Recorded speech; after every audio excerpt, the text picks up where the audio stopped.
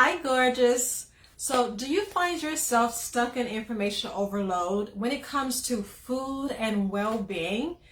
Well, that's what we're going to be talking about in today's video because so many women are, even maybe like yourself, just feeling just kind of overwhelmed. There's so much information, and when it comes to making choices about, food, well-being, we often feel like we're just sort of stuck in a rut.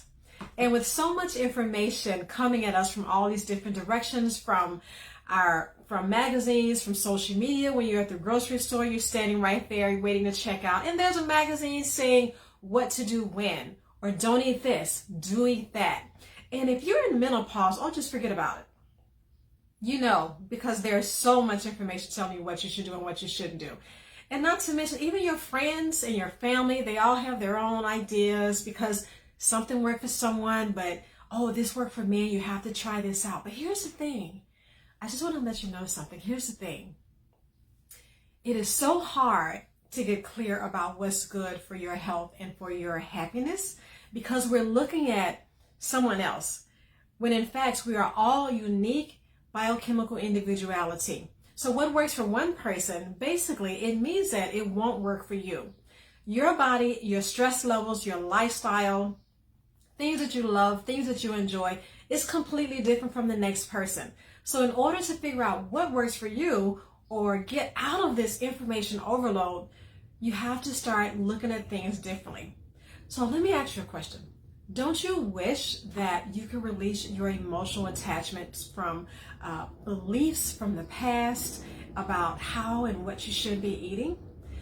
Just to look good and to feel good in your clothes, to look good, or just to stop certain things from happening in your body.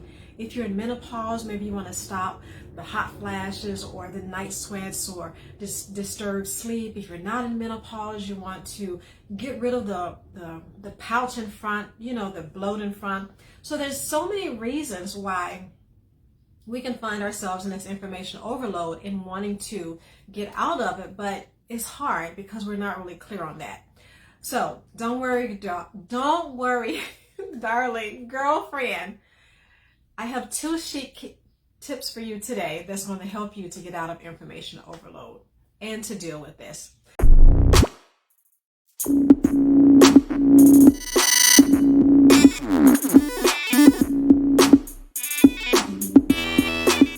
My first chic tip is you have to release your emotional attachments from beliefs from the past. That means that when it comes to what you should and what you shouldn't eat, thinking about things are good, things are bad, release all of those attachments, because some of our attachments are emotions that we have from our 30s, our 20s that we just never got rid of.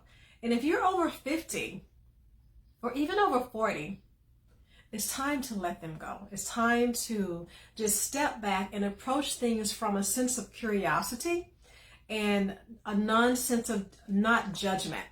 So instead of automatically dismissing foods or your well-being or something going on in your life that's not quite well, instead of looking at it as bad or labeling it as wrong, start simply approaching it with an open mind. So giving yourself a chance to explore the benefits, the drawbacks, how something will make you feel, how it doesn't make you feel. Because when you start to really listen to your own body, then you get an idea of exactly what is good and what is not so good. And, just get rid of those sounds. Get rid of the thoughts about what's good and what's bad. Just remove the good and bad. There's no good or bad. And when it comes to food, what God made is all good, okay? But when it comes to your well-being, it's not necessarily good or bad.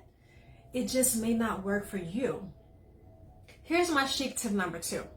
So when it comes to trying new foods or approaches, because when you're changing your lifestyle, when you're changing your well-being, when you're changing just foods that you eat, the way that you move in the world, and it's all centered around lifestyle, food, and dining, when you start to make adjustments, I won't say change because I don't really think that anyone should just make drastic changes. So I feel there's this modification to your lifestyle. So when you start to do that, focus on how they make you feel by tuning into the sensations of it. So basically what I mean is start paying attention to the taste, the smell, how it makes you feel, your well-being overall.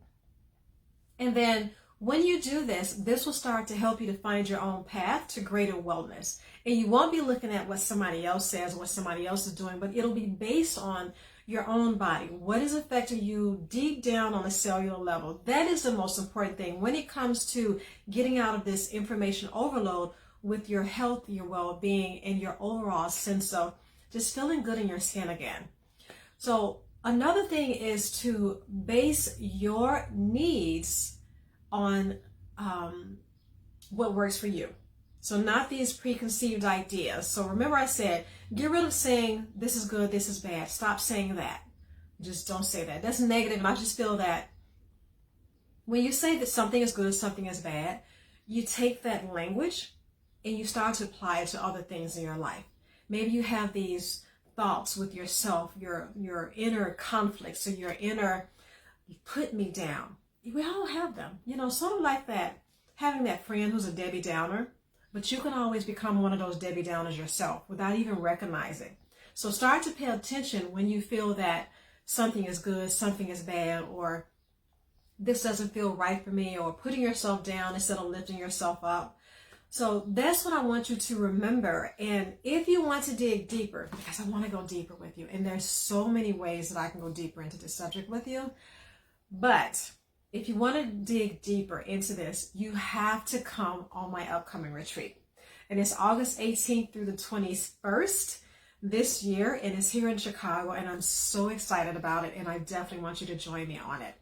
So in that retreat, by the time you leave, you will have released your emotional attachments to beliefs from the past about lifestyle, about dining, healthy living, healthy eating, how you look, how you feel, how you move in the world. So you're going to release all of those emotional attachments and those beliefs so that when you return home, you'll be your best self.